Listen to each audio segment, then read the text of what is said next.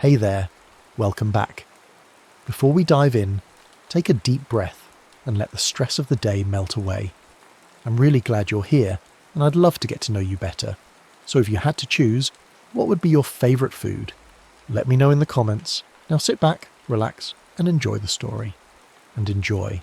In the closing years of the 10th century, England stood as a kingdom divided against itself, its Anglo-Saxon rulers struggling beneath the weight of incompetent leadership and relentless Viking pressure. The realm that had once been unified under the great Alfred and his successors now trembled under the rule of Ethelred, a king whose epithet the Unready would echo through history as a testament to royal failure. This monarch, whose reign began in 978, had inherited a crown heavy with the expectations of his predecessors, yet he would prove utterly incapable of meeting the challenges that faced his fractured kingdom. The England of Ethelred's time was a nation perpetually under siege, not merely from external enemies but from its own internal contradictions.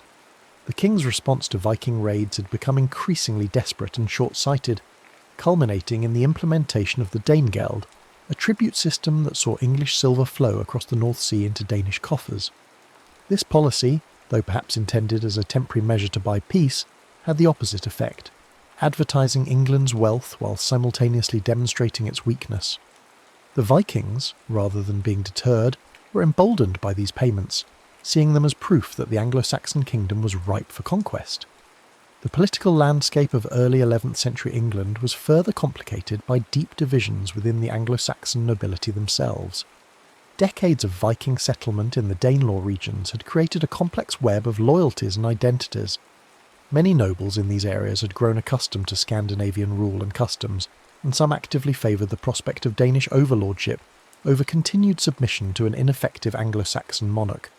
This internal division would prove crucial in the events that followed, as the kingdom's inability to present a united front against external threats made it vulnerable to conquest by a determined and capable enemy. Across the North Sea, that enemy was taking shape in the person of Sweyn Forkbeard, King of Denmark. Sweyn was the son of Harold Bluetooth, and unlike the embattled Ethelred, he represented the new generation of Viking leadership that combined traditional Norse martial prowess with sophisticated political strategy. His reign, which began around 986, was marked by ambitious expansion and the gradual construction of what would become the most formidable maritime empire of the medieval period.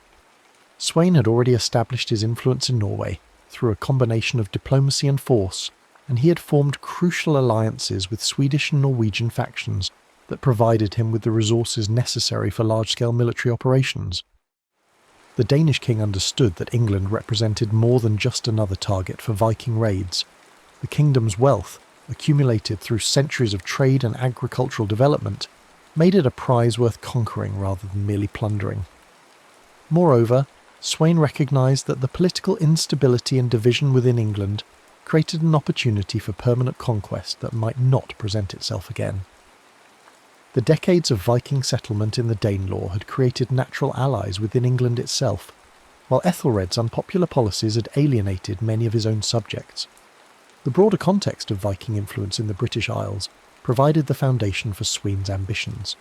For generations, Scandinavian settlers had established themselves throughout northern and eastern England, creating a complex cultural landscape where Norse and Anglo-Saxon traditions had blended and evolved. These communities maintained connections to their Scandinavian homeland while developing distinctly English characteristics, creating a bridge between the two worlds that ambitious Danish leaders could exploit.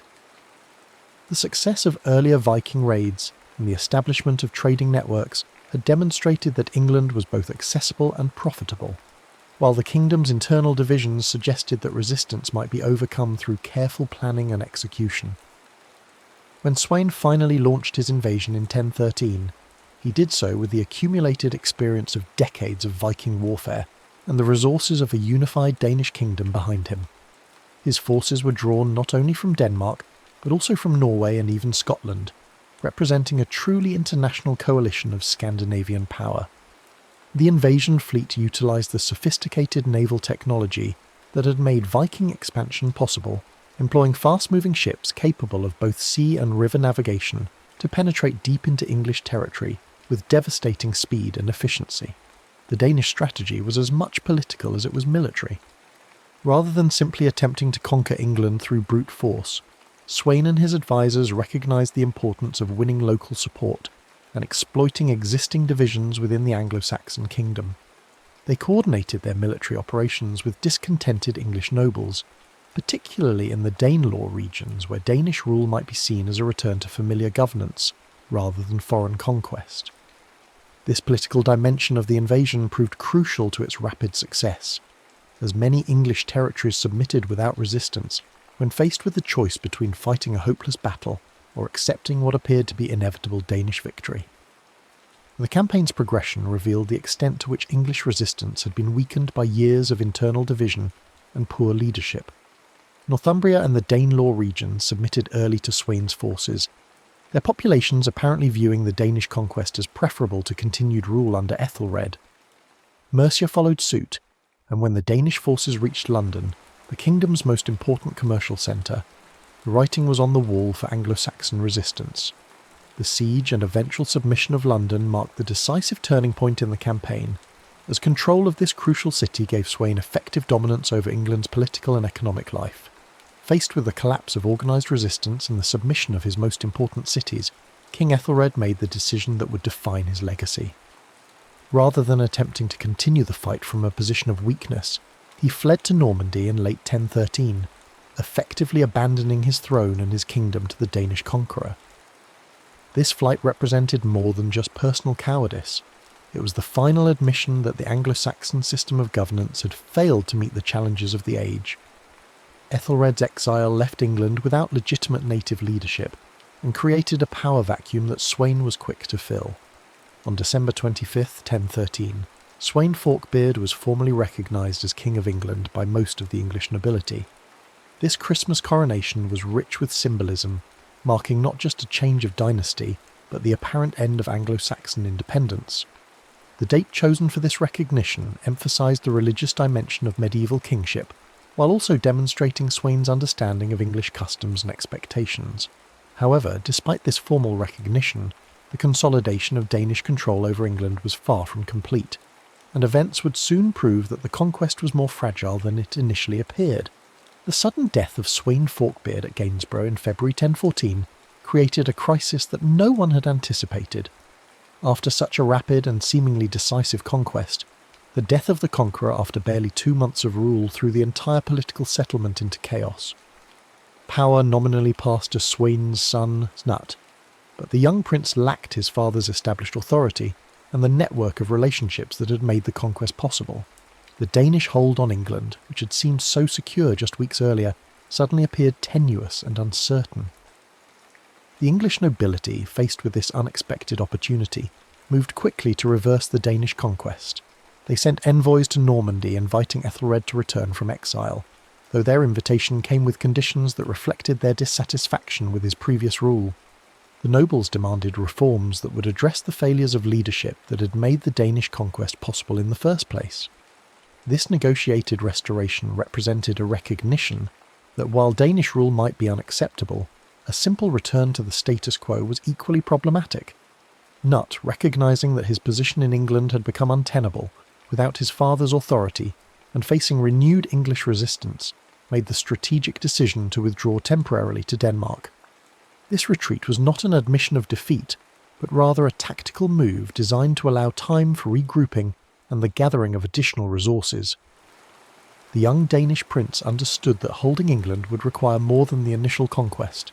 It would demand sustained military pressure and political skill that he had not yet had time to develop.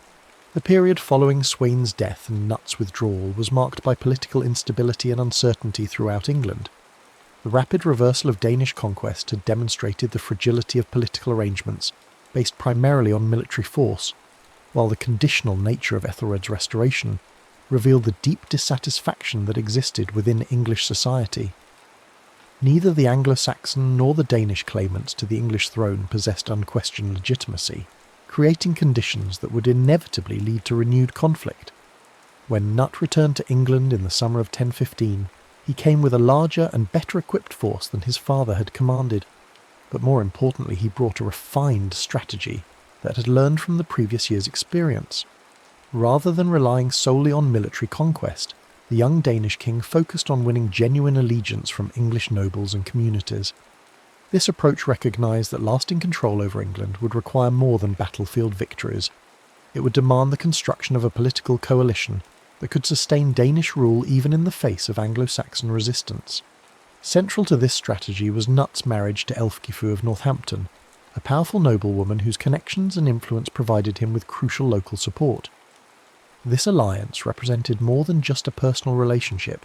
It was a political statement that demonstrated Knut's commitment to working within existing English power structures rather than simply imposing Danish authority from above. The marriage also provided him with access to networks of loyalty and obligation that had been built up over generations of English political development. Equally important, though ultimately more problematic, was Knut's alliance with Edric Streona, one of the most powerful and notorious earls in England. Edric's support brought significant military resources and local knowledge, but his reputation for treachery and opportunism would prove to be a double-edged sword.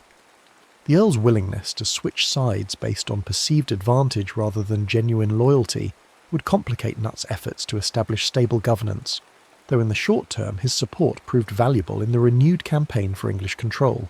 The England that Knut invaded in 1015 was now divided between competing claims to legitimacy, with the ageing Ethelred controlling some regions while Danish forces held others. This division created the conditions for a bitter civil war that would rage across the kingdom for more than a year. The conflict was characterised not only by military confrontations, but also by the complex web of betrayals and shifting allegiances that made medieval warfare particularly devastating for civilian populations. The battles that followed were marked by their intensity and their strategic importance in determining the future of English governance. Across Mercia, Wessex, and the Midlands, armies clashed in engagements that often turned as much on political calculation as on military skill. The participation of English nobles on both sides of the conflict reflected the deep divisions within Anglo-Saxon society, and the extent to which traditional loyalties had been disrupted by decades of external pressure and internal failure. The death of Ethelred in April 1016 marked another crucial turning point in the struggle for England. The old king's passing removed a figure who, despite his failures, retained some claim to legitimate authority based on hereditary right and long-established precedent. However, rather than resolving the succession crisis, Ethelred's death simply transferred it to a new generation, as his son Edmund Ironside was elected king by the nobles of London and southern England. Edmund Ironside represented a very different kind of Anglo-Saxon leadership than his father had provided. Where Ethelred had been indecisive and ineffective, Edmund was energetic and militarily capable. His election demonstrated that there remained significant support for Anglo-Saxon rule among important segments of English society, particularly in the traditional heartlands of Wessex, where the dynasty had its deepest roots. However, Edmund's strengths as a military leader would be tested in a series of confrontations with Knut that would determine the ultimate fate of Anglo-Saxon England. The final phase of the Danish conquest played out through 5 major battles that showcased both the military capabilities of the opposing forces and the strategic importance of various regions within England.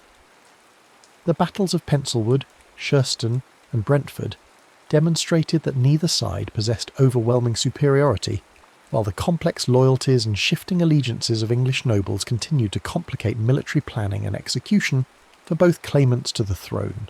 The decisive engagement came at the Battle of Asandun on October 18, 1016, where Knut's forces achieved a crushing victory over Edmund Ironside's army. This battle was notable not only for its military outcome, but also for the role played by treachery in determining its result. Edric Streona, true to his reputation for opportunism, switched sides during the battle itself, contributing to the collapse of Anglo-Saxon resistance at the crucial moment. The betrayal at Asandun illustrated the extent to which personal ambition and calculation had come to dominate English politics, making stable governance increasingly difficult to achieve. The aftermath of Asandun led to negotiations between the 2 surviving claimants to the English throne, resulting in the Treaty of Olney, which divided the kingdom between them. Under this agreement, Edmund retained control of Wessex, the traditional heartland of Anglo-Saxon power, while Knut was recognised as ruler of Mercia, Northumbria and East Anglia. This division represented a practical acknowledgement that neither side possessed the strength to eliminate the other completely, while also reflecting the regional nature of political loyalties within England. However, this carefully negotiated settlement was destined to be short-lived. On November the 30th, 1016, just weeks after the signing of the treaty, Edmund Ironside died under circumstances that remain mysterious to this day. Whether his death was natural or the result of assassination, it removed the last significant obstacle to complete Danish control over England. Edmund's death left Cnut as the sole claimant to royal authority, with both the military strength and political support necessary to make his claim effective. By the end of 1016, Cnut had been crowned King of all England, marking the successful completion of the Danish conquest that his father had begun 3 years earlier. However, the new king understood that military victory was only the beginning of the challenge he faced. Establishing stable and lasting rule over England would require the elimination of potential rivals, the cultivation of loyalty among the English nobility, and the creation of governmental systems that could effectively administer a kingdom that remained deeply divided by recent conflicts. Cnut's approach to consolidating his power revealed considerable political sophistication. Rather than simply ruling as a foreign conqueror, he sought to legitimize his authority through marriage to Emma of Normandy, the widow of his predecessor Ethelred. This marriage served multiple purposes. It provided a connection to the previous Anglo-Saxon dynasty.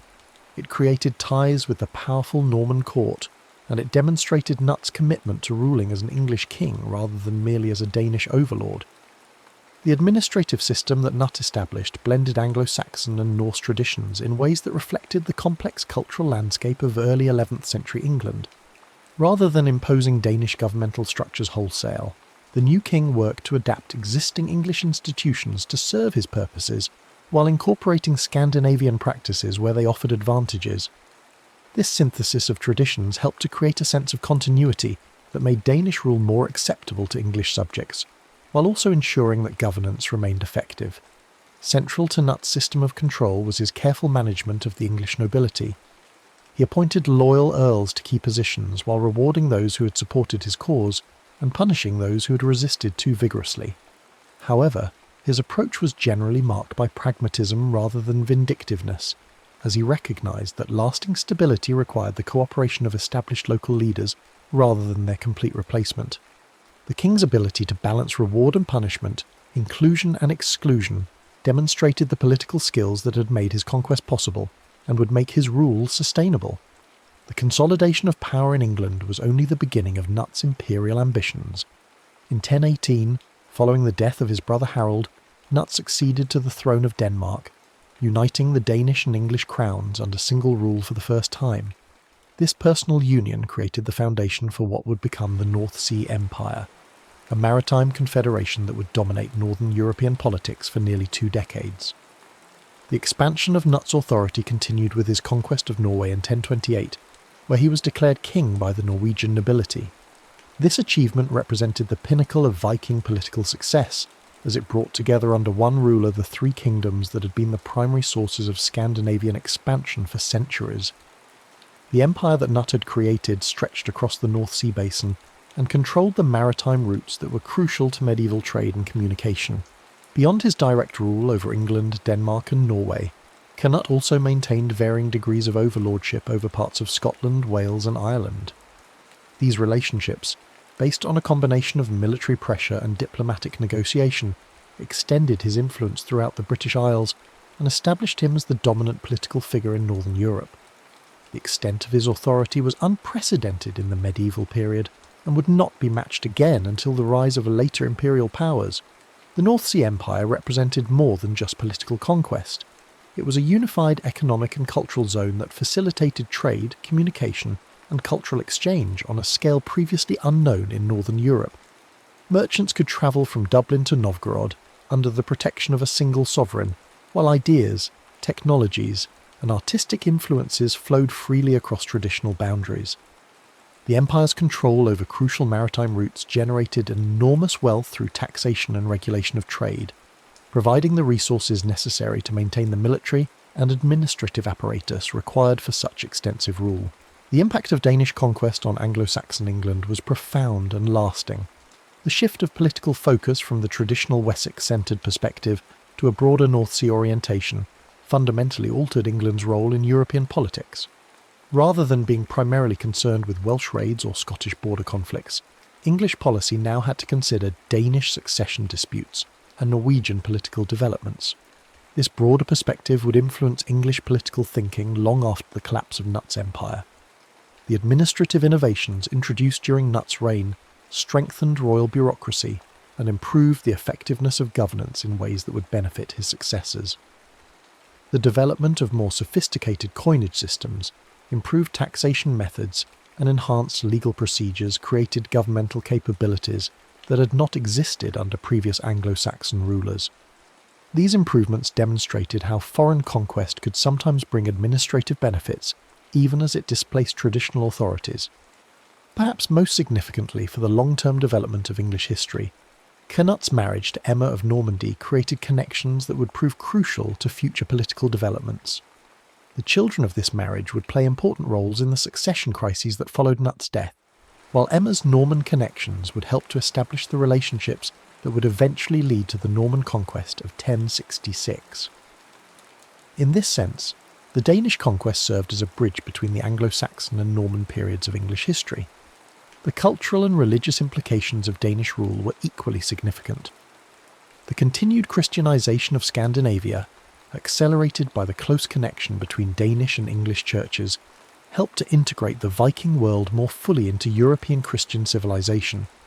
Scandinavian influence on English legal and social institutions created hybrid systems that combined Germanic, Norse and Christian elements in new and distinctive ways.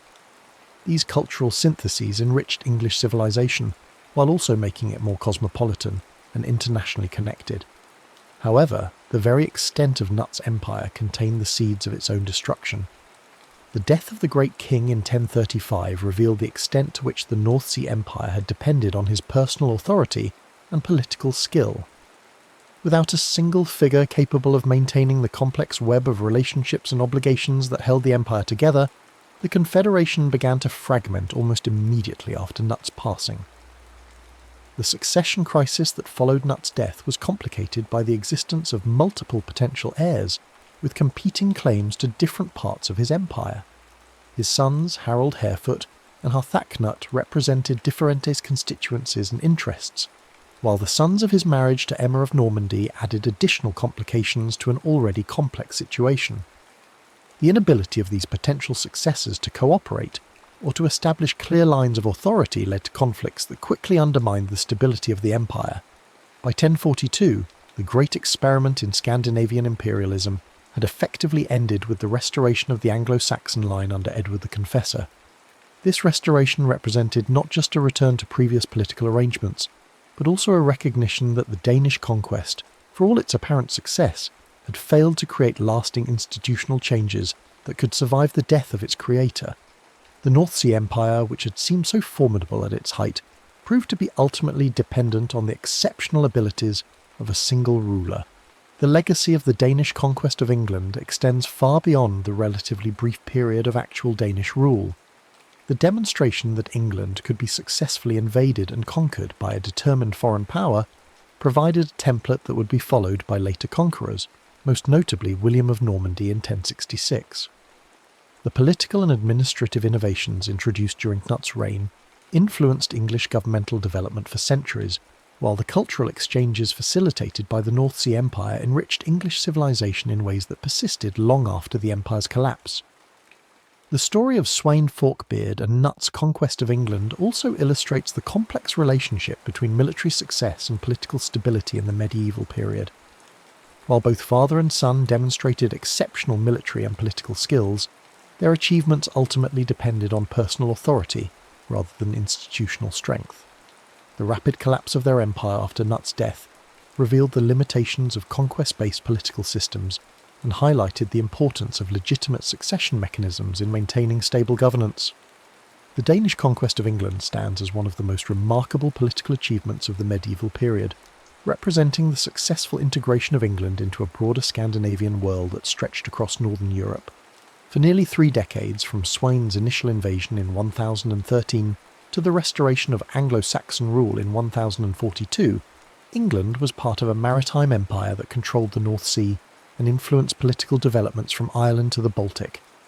The ultimate failure of this empire to establish permanent institutions should not obscure the magnitude of its temporary success or its lasting influence on English political and cultural development. The conquest also demonstrates the importance of political division and weak leadership in creating opportunities for foreign intervention. Ethelred's failures as a ruler created the conditions that made Danish conquest possible, while the divisions within Anglo-Saxon society provided the Danish conquerors with crucial allies and supporters. The lesson that effective governance and national unity are essential for maintaining independence would be repeated throughout English history, though it was not always successfully applied. In the broader context of European history, the Danish conquest of England represents the high point of Viking political achievement and the successful adaptation of traditional Scandinavian warrior culture to the requirements of sophisticated governmental administration. Knut's empire demonstrated that the Vikings were capable of more than mere raiding and pillaging. They could create and maintain complex political structures that rivaled the best governmental achievements of their time. The ultimate collapse of this empire marked the end of the Viking Age as a period of Scandinavian expansion and the beginning of a new phase in Northern European political development. The economic implications of the Danish conquest extended far beyond the immediate political changes it brought to England. The integration of England into Knut's North Sea Empire created new patterns of trade and commerce that fundamentally altered the economic geography of Northern Europe. English silver, which had previously flowed to Scandinavia primarily through the payment of Danegeld, now moved through more complex commercial networks that linked London merchants with Danish traders and Norwegian fishermen. This economic integration created interdependencies that outlasted the political structures that initially facilitated them. The transformation of England's military organisation under Danish rule represented another significant aspect of the conquest's impact.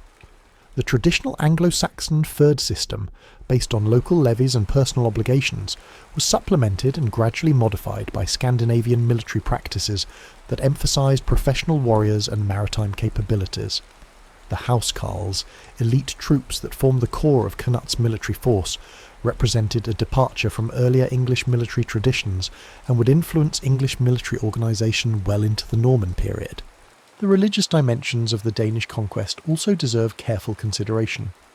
While Knut and his followers were Christians, their form of Christianity had developed in a different context from that of Anglo-Saxon England. The interaction between Danish and English Christian traditions led to subtle but important changes in religious practice and institutional organisation.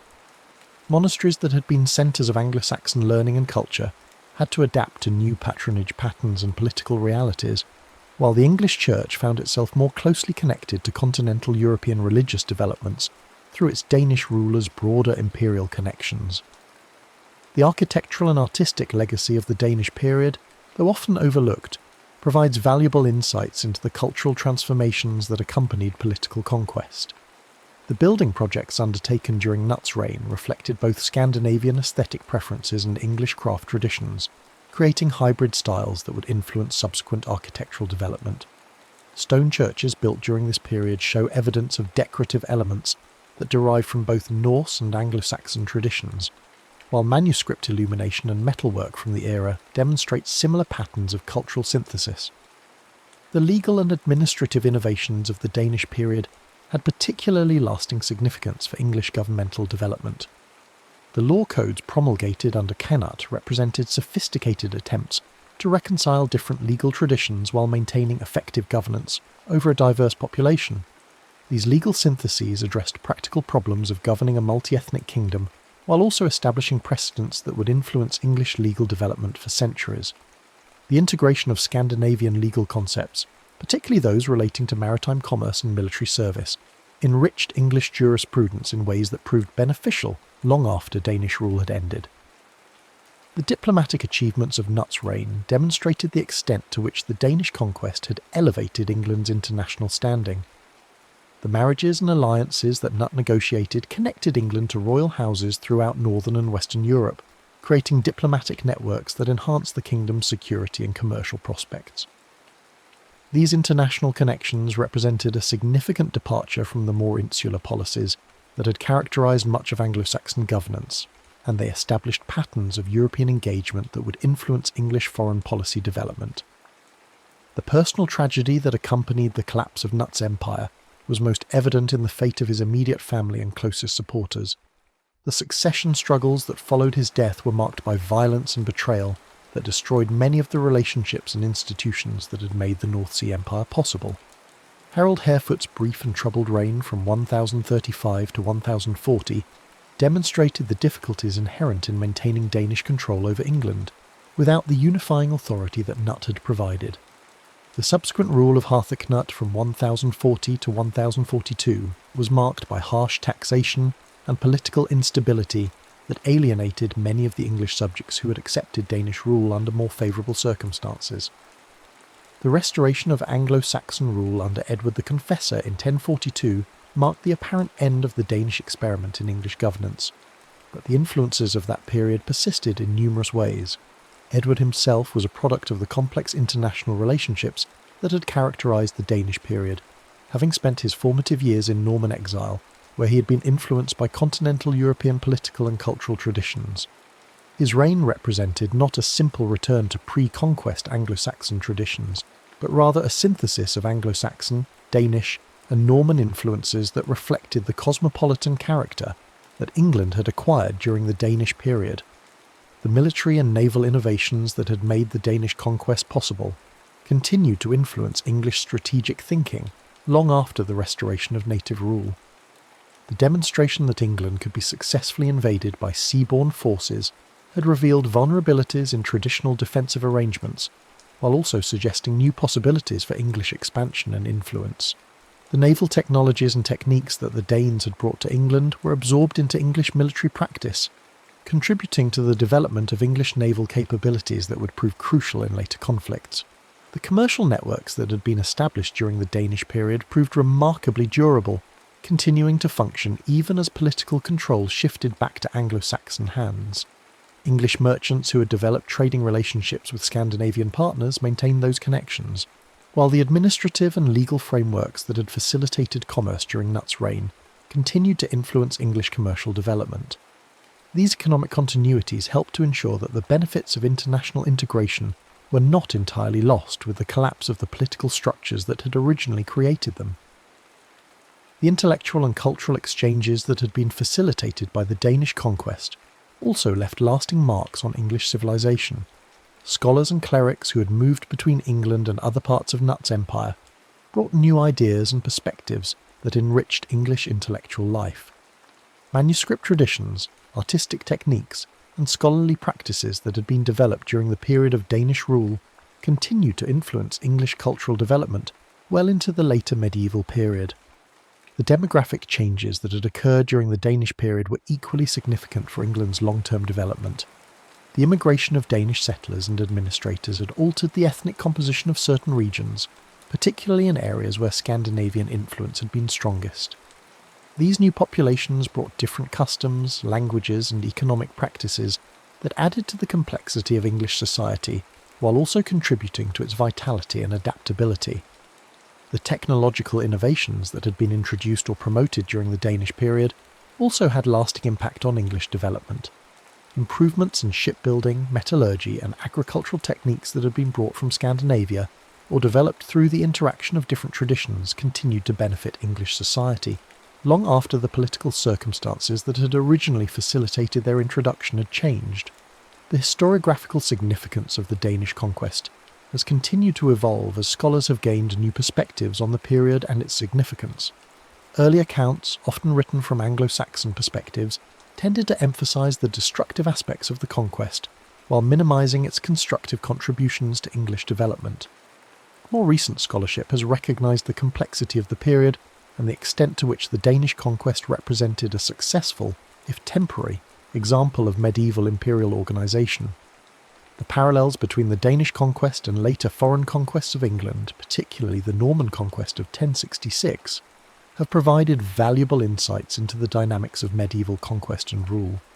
The comparison reveals both the possibilities and limitations of conquest-based governance, while also highlighting the importance of institutional development and legitimacy in maintaining stable rule over diverse populations. The relative success of the Norman conquest in establishing lasting institutions contrasts with the Danish failure to create enduring governmental structures, suggesting important lessons about the requirements for successful imperial governance. The archaeological evidence from the Danish period continues to provide new insights into the character and impact of Scandinavian rule in England. Excavations at sites throughout the country have revealed material evidence of the cultural exchanges and economic changes that accompanied the conquest, while also documenting the ways in which local populations adapted to new political and cultural circumstances. This physical evidence complements and sometimes challenges the documentary sources, providing a more complete picture of this crucial period in English history. The linguistic legacy of the Danish conquest remains evident in modern English, where numerous words of Scandinavian origin testify to the depth of cultural interaction that occurred during this period. The influence of Old Norse on English vocabulary, grammar, and pronunciation reflects not merely temporary political dominance, but genuine cultural synthesis that occurred at all levels of society.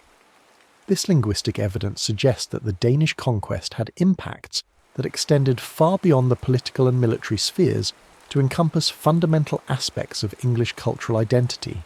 The ultimate assessment of the Danish conquest of England must acknowledge both its remarkable achievements and its ultimate limitations.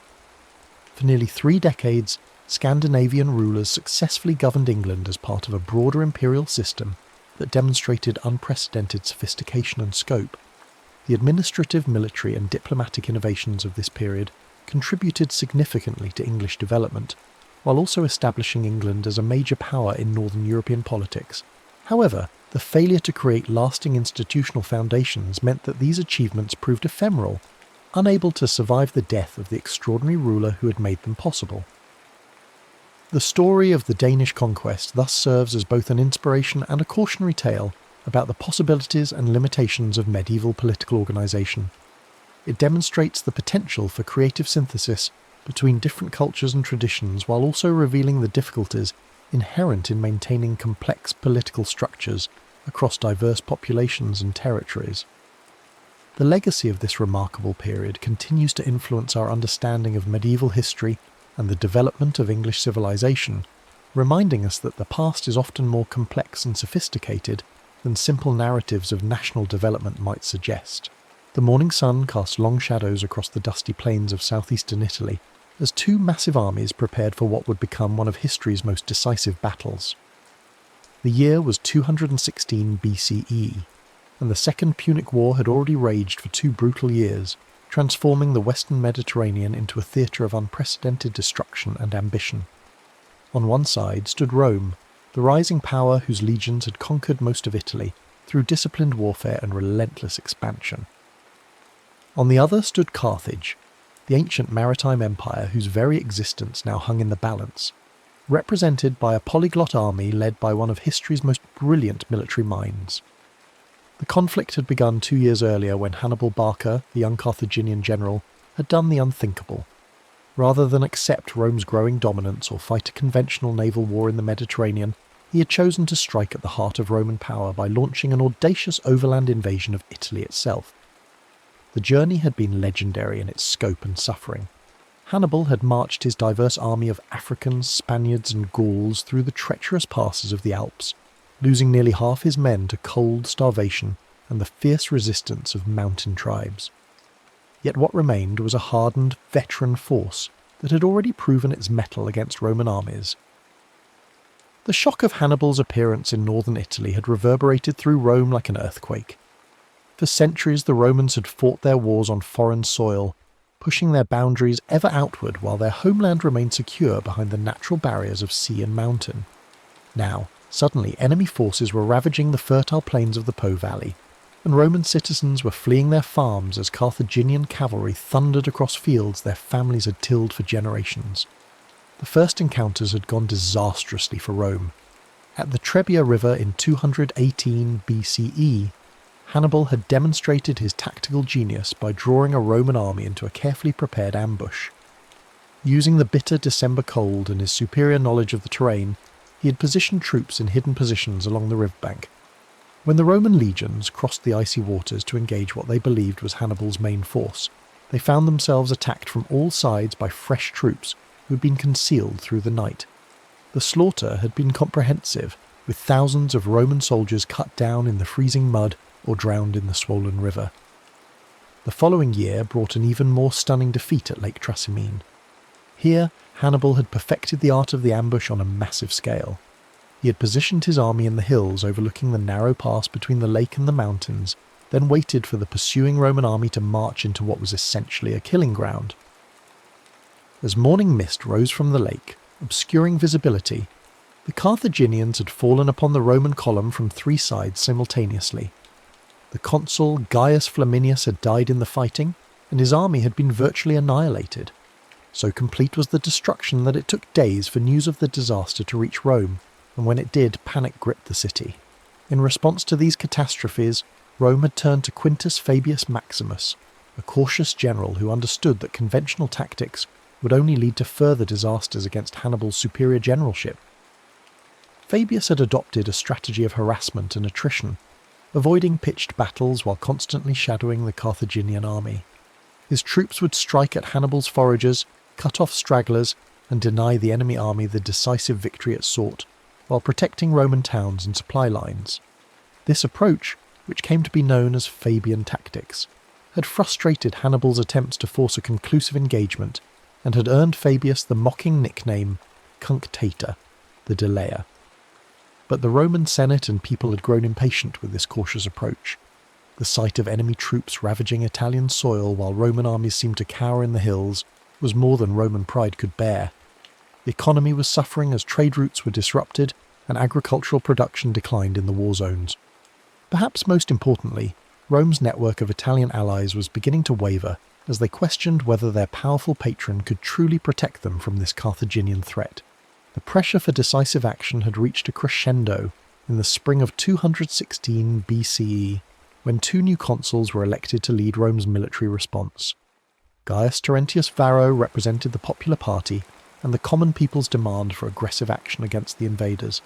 He was a man of humble origins who had risen through Rome's cursus honorum through political skill and populist appeals rather than military distinction. His speeches in the Forum had electrified crowds with promises to end the war quickly through bold offensive action. Lucius Aemilius Paulus, by contrast, represented the aristocratic faction and favoured a more measured approach. He was a seasoned general who had commanded legions in previous campaigns and understood the complexities of warfare against a cunning enemy like Hannibal. The tension between these 2 men reflected the broader divisions within Roman society about how to respond to the Carthaginian threat. Varro accused the aristocrats of cowardice and self-interest, claiming they prolonged the war to maintain their commands and enrich themselves at the state's expense. Paulus and his supporters countered that rash action would only lead to more disasters like Trebia and Trasimene. However, the popular will for aggressive action proved overwhelming, and the Senate authorized the raising of the largest army in Roman history to that point. The mobilization that followed was unprecedented in scale and ambition. Rome called up not only its own citizens, but also demanded contingents from every allied city and tribe throughout Italy. Veterans were recalled from retirement. Young men barely old enough to bear arms were pressed into service, and even slaves were offered freedom in exchange for military service. The entire Roman war machine was focused on creating a force so massive that it could overwhelm Hannibal through sheer numbers, regardless of his tactical superiority. When the levies were complete, Rome had assembled an army of approximately 80 to 90,000 men, divided into 8 legions plus an equal number of allied troops. This represented nearly 10% of Rome's entire military-age male population, a commitment that demonstrated both the state's desperation and its confidence in numerical superiority. The logistics of supplying and moving such a massive force was staggering, requiring thousands of pack animals, hundreds of supply wagons, and a complex network of depots and supply lines stretching back to Rome itself. Meanwhile, Hannibal's army had been reduced by 2 years of continuous campaigning to perhaps 40 to 50,000 effective fighters. However, what these men lacked in numbers they more than compensated for in experience and diversity.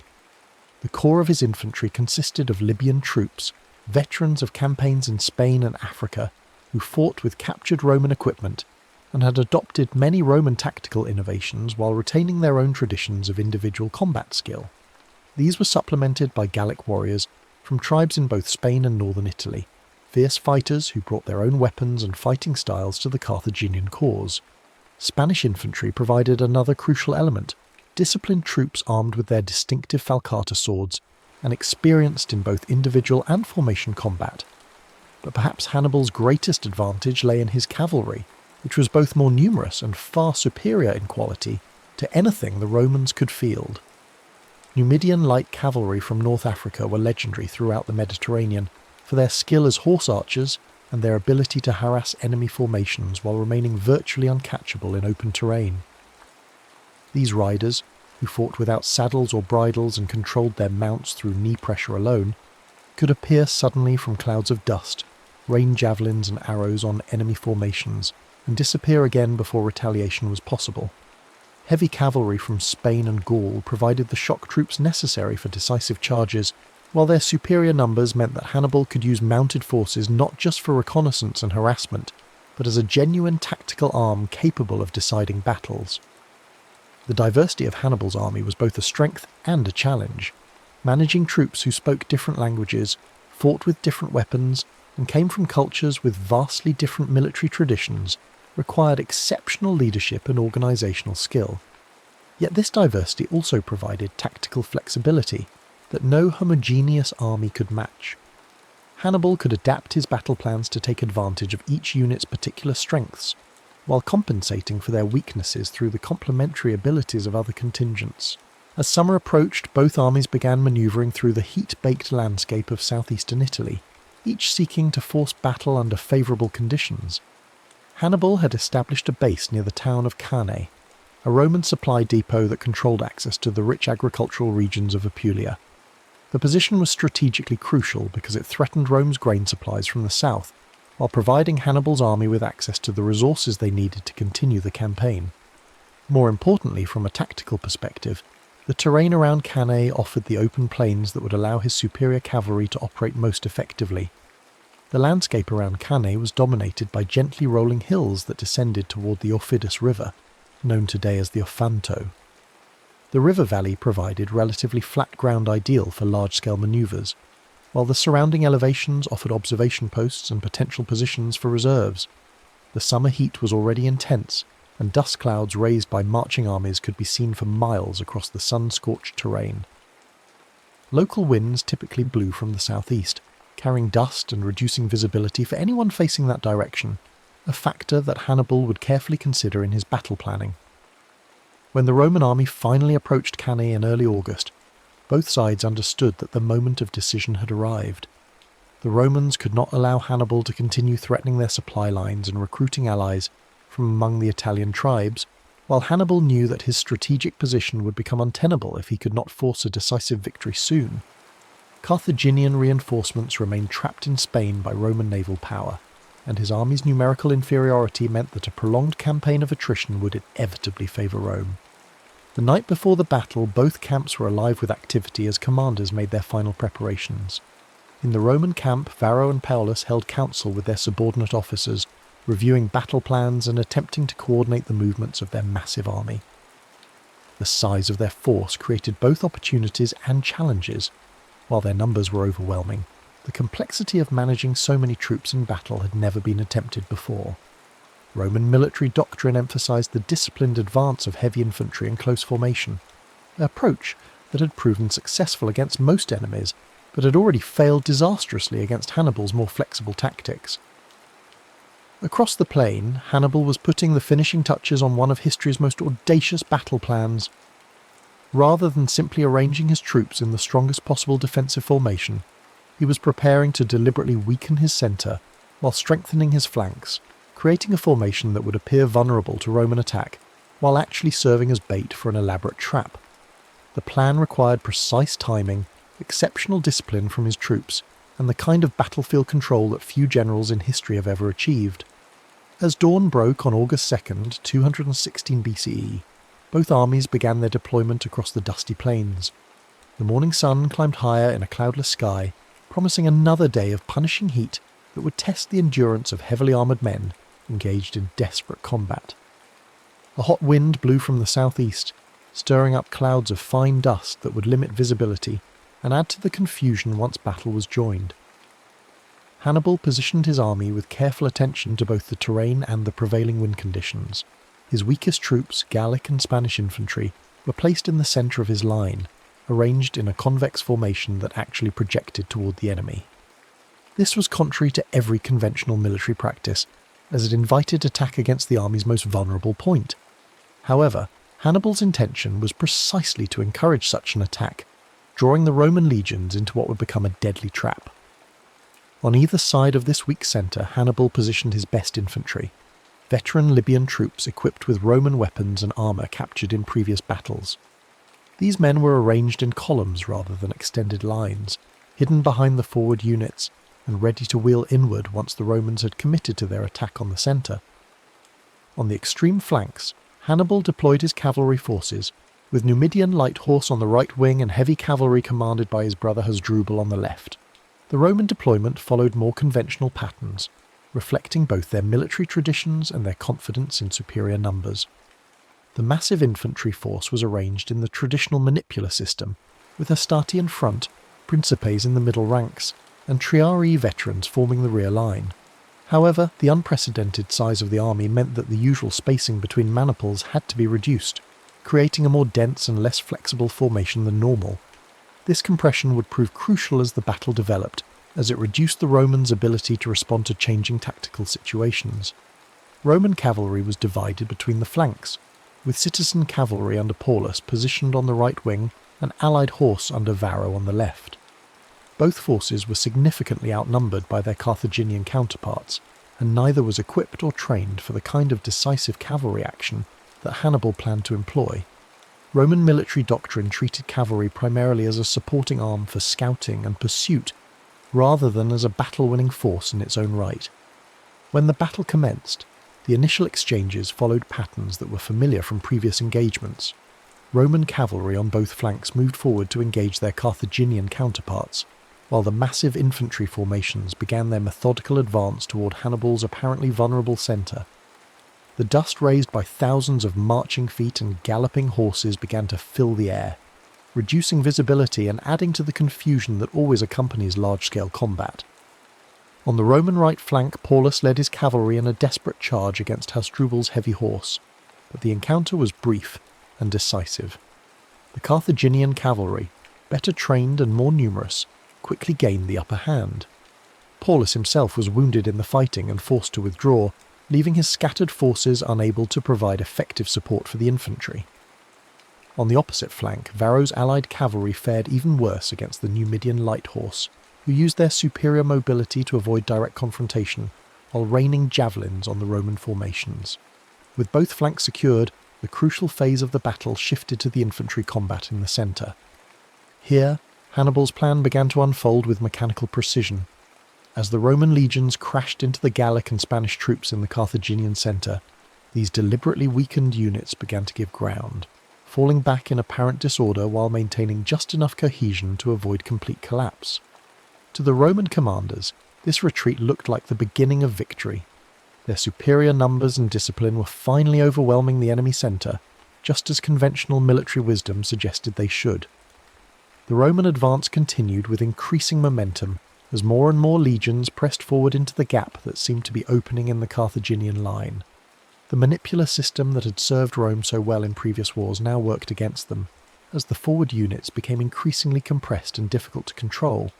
Officers found themselves unable to maintain communication with troops more than a few ranks away, while the dust and noise of battle made coordinated manoeuvres nearly impossible. What the Romans could not see, however, was that Hannibal's retreat was proceeding according to a carefully orchestrated plan. As the Gallic and Spanish troops fell back, they maintained their formation and continued to resist, drawing more and more Roman forces into an increasingly narrow salient. Meanwhile, the African heavy infantry on either side of this developing bulge remained motionless, waiting for the signal to execute the most crucial phase of the battle. The moment Hannibal had been waiting for arrived when the Roman advance had penetrated so deeply into his centre that the leading legions were actually behind the original Carthaginian front line. At this point, the African infantry on both flanks received their orders and began to wheel inward, turning to attack the exposed sides of the Roman formation. These troops, fresh and unengaged until this moment, struck the surprised Romans with devastating effect. Simultaneously, Hasdrubal's cavalry, having routed the Roman horse on their front, swept around the rear of the battlefield to attack the Roman infantry from behind. The Numidians joined this assault, and suddenly the massive Roman army found itself attacked from 4 directions simultaneously. What had begun as an apparently successful advance had become a desperate fight for survival, with Roman legions trapped in an ever-tightening circle of enemies. The encirclement that followed was both tactically brilliant and strategically devastating. As the Carthaginian forces contracted their circle, the Romans found themselves compressed into an increasingly small space, where their numerical superiority became a liability rather than an asset. Men could not wield their weapons effectively in the crush, officers could not maneuver their units, and panic began to spread through the ranks as soldiers realized the full extent of their predicament.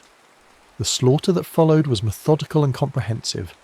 Trapped Romans were cut down by spears and swords, trampled by their own comrades, or simply crushed in the press of bodies as the Carthaginian circle grew ever smaller. Some attempts were made to break out of the encirclement, but these were quickly suppressed by fresh Carthaginian troops who had been held in reserve for exactly this purpose.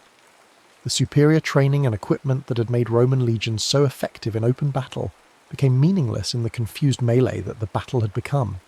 Paulus, the consul who had favoured caution, died fighting in the ranks alongside his men, refusing offers of escape and choosing to share the fate of the soldiers he had led into disaster. His colleague Varro managed to escape with a small body of cavalry, but the vast majority of the Roman army was either killed or captured. The casualties were staggering even by the brutal standards of ancient warfare. Estimates suggest that between 50 and 70,000 Romans died on the field of Cannae, making it one of the bloodiest single days in military history. Among the dead were not just common soldiers, but much of Rome's military and political leadership. 80 senators perished in the battle, along with numerous other magistrates, officers, and members of prominent families. The cream of Roman society had been wiped out in a single afternoon, leaving the state facing not just military defeat, but a crisis of leadership that threatened its very survival. When news of the disaster reached Rome, the city was gripped by panic unlike anything in its history.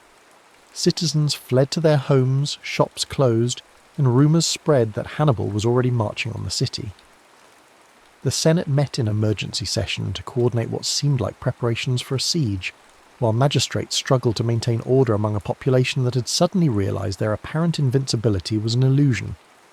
Yet perhaps the most remarkable aspect of the aftermath was Hannibal's decision not to march immediately on Rome itself. His officers urged him to advance on the capital, while panic still gripped the city, and before the Romans could organise new defences. Some historians suggest that the city might indeed have fallen if Hannibal had struck immediately, while the psychological impact of Cannae was still paralysing Roman resistance. Instead, Hannibal chose to consolidate his victory by attempting to break up Rome's system of alliances throughout Italy. He released captured allied troops without ransom, hoping to convince them that Carthage offered better terms than Rome. He sent diplomatic missions to wavering Italian cities, promising favourable treatment to those who abandoned the Roman cause. This strategy was not without success. Several important cities, including Capua, the second largest in Italy, declared for Carthage in the months following Cannae. However, Hannibal's strategic pause also gave Rome the time it desperately needed to recover from the immediate shock of defeat. The Romans' response to Cannae demonstrated the resilience and institutional strength that would eventually enable them to dominate the Mediterranean world. Rather than seeking peace or abandoning the war effort, the Senate authorised new levies to replace the lost legions, recalled experienced commanders from other theatres, and implemented emergency measures to maintain the war effort. The Roman strategy shifted back to the Fabian tactics that had frustrated Hannibal before Cannae. New armies were raised with explicit instructions to avoid pitched battles, while harassing Carthaginian forces and protecting loyal cities. The Romans also implemented a scorched earth policy in areas controlled by Hannibal, denying his army the supplies it needed for extended operations while gradually wearing down his forces through attrition. Perhaps most importantly, Rome's network of alliances proved more resilient than Hannibal had anticipated. While some cities did defect to Carthage, the majority remained loyal to Rome, motivated by a combination of fear, self-interest, and genuine belief in Roman protection. This loyalty was maintained through a careful balance of threats and rewards, as Rome demonstrated that it could still protect its friends while ruthlessly punishing those who betrayed their alliance. The war continued for another 14 years after Cannae, with Hannibal maintaining his position in Italy, but unable to achieve the decisive victory that would force Rome to sue for peace. His army gradually declined in strength as casualties mounted, and reinforcements from Carthage remained limited by Roman naval superiority. Meanwhile, Roman forces under Publius Cornelius Scipio opened a new front in Spain, eventually driving Carthaginian forces from their Iberian strongholds and threatening Carthage itself. The final resolution came at the Battle of Zama in 202 BCE, where Scipio used tactics derived from studying Hannibal's own methods to defeat the Carthaginian general on African soil. The irony was complete when Scipio, later surnamed Africanus in honour of his victory, employed a modified version of the double envelopment that Hannibal had perfected at Cannae to achieve Rome's ultimate triumph in the Second Punic War. The Battle of Cannae's influence on military thinking extended far beyond the immediate conflict between Rome and Carthage. The double envelopment manoeuvre that Hannibal executed so brilliantly became the gold standard for tactical excellence, studied and emulated by generals throughout history. Napoleon Bonaparte analysed the battle extensively and attempted to replicate its principles in his own campaigns, while German staff officers in both world wars sought to achieve Cannae-like encirclements of enemy forces. The American Civil War saw several attempts to recreate Cannae's tactical model, most notably at the Battle of Chickamauga, where Confederate forces achieved a partial double envelopment of Union troops. During World War II, the German concept of blitzkrieg was explicitly designed to achieve Cannae-style encirclements on a strategic scale, using rapid armoured advances to surround and destroy entire enemy army groups. Even in the modern era, military academies around the world continue to study Cannae as an example of tactical perfection achieved through superior generalship, careful planning, and flawless execution under pressure. The battle demonstrates how a smaller, weaker force can achieve decisive victory through superior strategy and the intelligent use of terrain, weather, and enemy psychology. The psychological impact of Cannae extended beyond its immediate military consequences to influence Roman national character in ways that would shape the empire's future development. The disaster taught Romans that their survival as a people depended not on avoiding defeat but on their ability to recover from catastrophic setbacks. This lesson would serve them well in future crises, from the invasions of Germanic tribes to the civil wars that marked the end of the Republic. The memory of Cannae also reinforced Roman determination never again to allow foreign armies to ravage Italian soil unopposed. This defensive mentality contributed to Rome's aggressive expansion throughout the Mediterranean, as successive generations of leaders concluded that the best defence lay in controlling potential threats at their source, rather than waiting for enemies to strike at Roman territory. For Hannibal himself, Cannae represented both the pinnacle of his military genius and the beginning of his strategic failure. His tactical brilliance in achieving the perfect battle was matched by his inability to translate battlefield victory into lasting political success. The decision not to march on Rome immediately after Cannae has been debated by historians for over 2 millennia, with some arguing that the opportunity for decisive victory was lost forever in those crucial days following the battle. Modern analysis suggests that Hannibal's strategy of attempting to break up Roman alliances through diplomacy rather than military conquest was not necessarily flawed, but that he underestimated both Roman resilience and the strength of the alliance system he sought to destroy. His army, while tactically superior, lacked the logistical support and reinforcements necessary for the kind of sustained campaign that would have been required to force Rome's capitulation.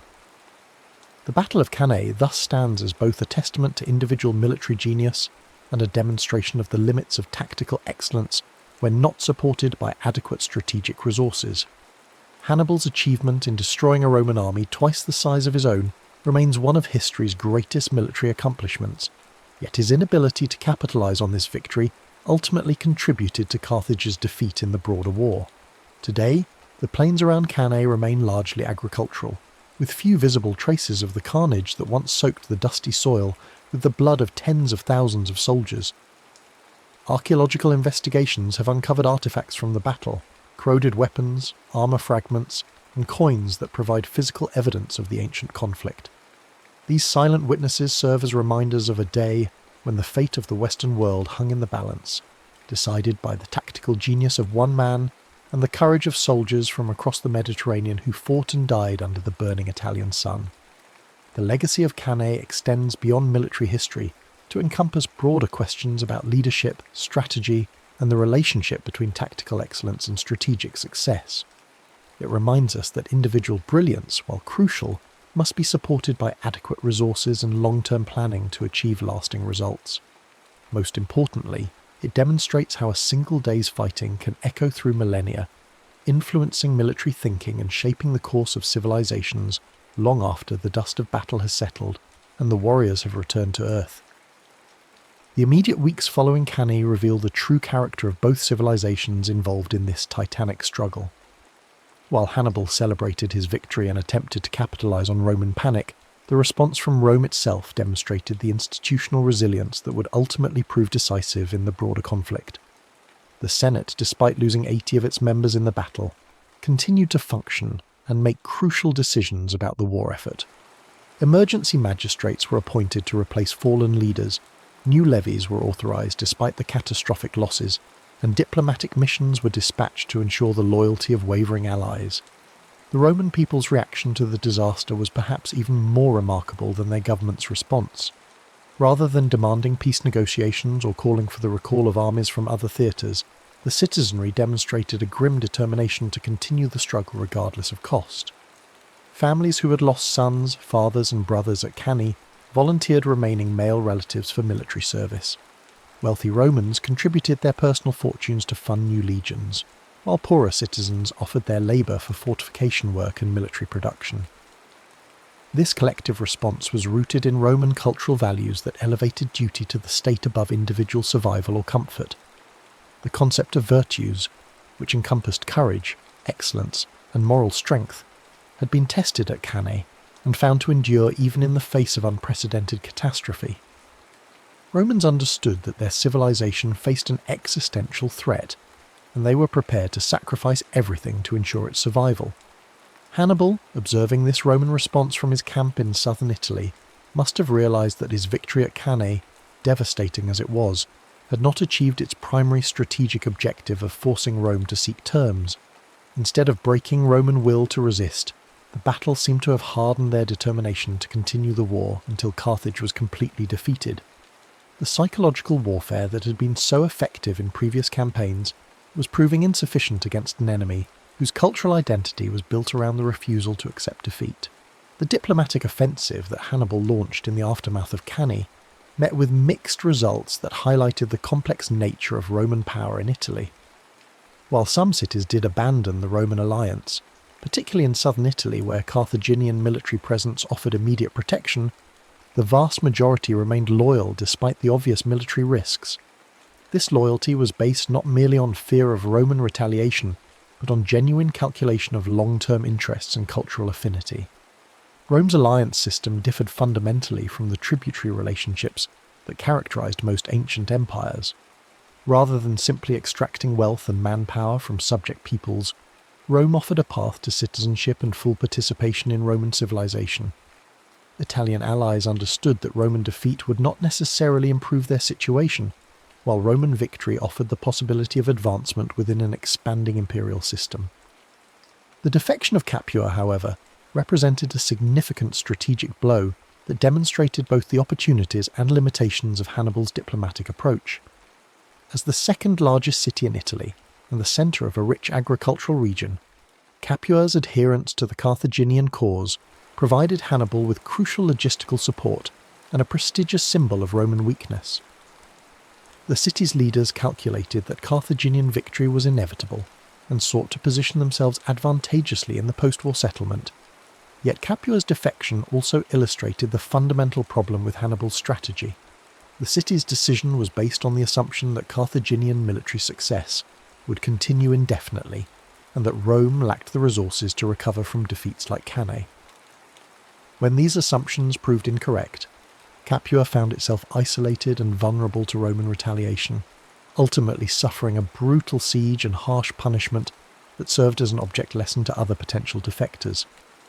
The gradual shift in Roman strategy following Cannae demonstrated remarkable institutional learning and adaptability.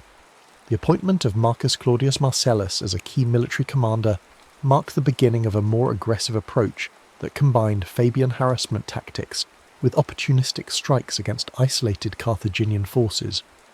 Marcellus earned the nickname Sword of Rome for his willingness to engage Hannibal's army when circumstances offered reasonable chances of success. This evolving Roman approach was exemplified in the Siege of Syracuse, where Marcellus demonstrated that Roman forces could still achieve decisive victories against sophisticated opponents. The lengthy siege showcased Roman engineering capabilities and logistical endurance, while the eventual capture of the city eliminated a potential source of support for Carthage in Sicily. The death of Archimedes during the siege, despite Roman orders to capture him alive, symbolised the tragic costs of the broader conflict. Meanwhile, the emergence of Publius Cornelius Scipio as a major Roman commander marked the beginning of a new phase in the war that would ultimately lead to Carthaginian defeat. Scipio's campaigns in Spain demonstrated that Roman military leadership was learning from earlier defeats and developing new tactical approaches specifically designed to counter Carthaginian advantages. His victory at the Battle of Ilipa showed that Roman generals could now match Hannibal's own tactical innovations, using flexible formations and coordinated attacks to defeat experienced Carthaginian armies. The psychological warfare that had been such a crucial element of Hannibal's early successes was gradually losing its effectiveness as Roman commanders gained experience fighting Carthaginian forces. The terror that had gripped Roman armies after Trebia and Trasimene was replaced by a more pragmatic understanding of Carthaginian strengths and weaknesses. Roman soldiers learned that Carthaginian troops, despite their tactical superiority, were mortal men who could be defeated through proper preparation and execution. Hannibal's position in Italy became increasingly precarious as the war dragged on without decisive results. His army, while still formidable, was slowly being worn down by constant campaigning and the inability to secure adequate reinforcements from Carthage. The diversity that had once been a source of tactical flexibility was becoming a liability as different ethnic contingents began to lose cohesion and fighting effectiveness. The arrival of Hasdrubal Barca with a second Carthaginian army offered the prospect of reinforcing Hannibal's position and potentially achieving the decisive victory that had eluded him since Cannae. However, the Battle of the Metaurus River in 207 BCE, where Roman forces intercepted and destroyed Hasdrubal's army, eliminated this last hope for Carthaginian success in Italy. When Hasdrubal's severed head was thrown into Hannibal's camp, it symbolised not just personal loss, but the definitive end of Carthaginian strategic hopes in the Italian theatre. The final phase of the Second Punic War saw the conflict's centre of gravity shift from Italy to Africa as Scipio launched his invasion of Carthaginian home territory. This strategic reversal, which forced Carthage to recall Hannibal from Italy to defend the homeland, demonstrated how completely the strategic initiative had passed to Rome. The very tactics that Hannibal had used to threaten Rome were now being employed against Carthage itself. The Battle of Zama in 202 BCE provided a fitting conclusion to the military career of history's greatest tactical genius. Facing Scipio on the plains of North Africa, Hannibal found himself commanding an army that lacked the cavalry superiority and tactical cohesion that had made his earlier victories possible. Scipio, having studied Hannibal's methods throughout the war, employed a modified version of the double envelopment to achieve decisive victory against his former tormentor. The irony of Hannibal's defeat was that it came through the application of his own tactical innovations by an enemy who had learned from repeated defeats. Scipio's victory at Zama represented not just Roman military success, but the triumph of institutional learning over individual genius. Where Hannibal had relied on personal tactical brilliance, Rome had developed systematic approaches to warfare that could be employed by competent commanders even in the absence of exceptional talent. The peace treaty that ended the Second Punic War reduced Carthage to a client state of Rome, stripped of its navy, most of its territory, and any capacity for independent military action. The terms were deliberately harsh, designed to ensure that Carthage could never again threaten Roman supremacy in the Mediterranean. Hannibal himself was eventually forced into exile, spending his remaining years as a military advisor to various eastern kingdoms that opposed Roman expansion. The transformation of the Mediterranean world following Cannae and the Second Punic War established patterns that would dominate international relations for centuries. Rome's victory demonstrated that tactical brilliance, while important, was ultimately less decisive than strategic resources, institutional resilience, and the ability to learn from defeat. These lessons would guide Roman expansion throughout the Mediterranean and beyond, creating an empire that endured for over a millennium. The cultural impact of Cannae on Roman society extended far beyond immediate military consequences. The disaster became a defining moment in Roman national consciousness, a symbol of both vulnerability and resilience that shaped imperial ideology for generations. Roman writers and historians repeatedly returned to the battle as an example of how divine favour could be lost through hubris, but regained through perseverance and proper devotion to traditional values. The memory of Cannae also influenced Roman military reforms that created the professional legions of the imperial period. The disaster highlighted weaknesses in the citizen-soldier system that made Rome vulnerable to enemies with superior military training and experience. Subsequent reforms emphasized longer terms of service, better training, and standardized equipment that would make Roman armies less dependent on individual commanders and more capable of sustained operations in distant theatres. Educational systems throughout the Roman world incorporated lessons from Cannae into their curricula, ensuring that future generations of leaders understood both the dangers of overconfidence and the importance of institutional solidarity in times of crisis. The battle became a standard example in rhetorical training, used to illustrate principles of narrative structure, character development, and moral instruction that formed the foundation of classical education. The influence of Cannae on military thinking extended well beyond the boundaries of the Roman Empire to affect military development throughout the ancient world. Eastern kingdoms facing Roman expansion studied Hannibal's tactics as potential models for their own defensive strategies, while Roman enemies sought to replicate the psychological and tactical advantages that had made the Carthaginian generals so formidable. Medieval military writers rediscovered classical accounts of Cannae during the revival of interest in ancient texts, incorporating lessons from the battle into contemporary military manuals and strategic thinking. The concept of the double envelopment became a standard element of military education, though few commanders possessed the skill or circumstances necessary to execute such a complex manoeuvre successfully. The Renaissance witnessed renewed scholarly interest in Cannae as military theorists sought to apply classical principles to contemporary warfare. The development of gunpowder weapons and changes in army organisation created new tactical possibilities, but the fundamental principles demonstrated at Cannae, the importance of reconnaissance, terrain analysis, troop morale, and coordinated attacks, remained relevant to military professionals. Modern military historians continue to analyse Cannae as perhaps the finest example of tactical artistry in recorded history, a demonstration of how superior generalship can overcome seemingly impossible odds through careful planning and flawless execution. The battle serves as a case study in multiple military disciplines, from logistics and intelligence to leadership and battlefield psychology.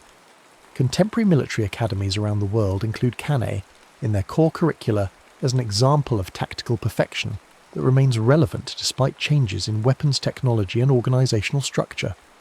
The principles that Hannibal employed — deception, concentration of force at decisive points, exploitation of enemy weaknesses and maintenance of tactical flexibility — continue to guide military planning in the modern era. The enduring fascination with Cannae reflects broader human interest in stories of David versus Goliath, where intelligence and determination overcome brute force and superior resources. Hannibal's achievement resonates across cultures and centuries because it demonstrates the power of individual excellence to change the course of history, even when ultimate victory remains beyond reach. Yet the complete story of Cannae also serves as a reminder that tactical brilliance alone is insufficient to achieve lasting political objectives.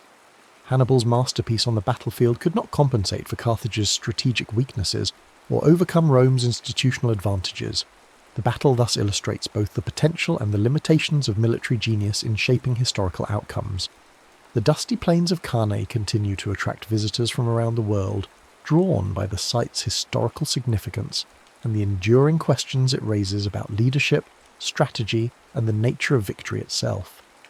Standing on the ground where one of history's greatest battles was fought, modern observers can appreciate both the scale of Hannibal's achievement and the broader historical forces that ultimately determined the conflict's outcome.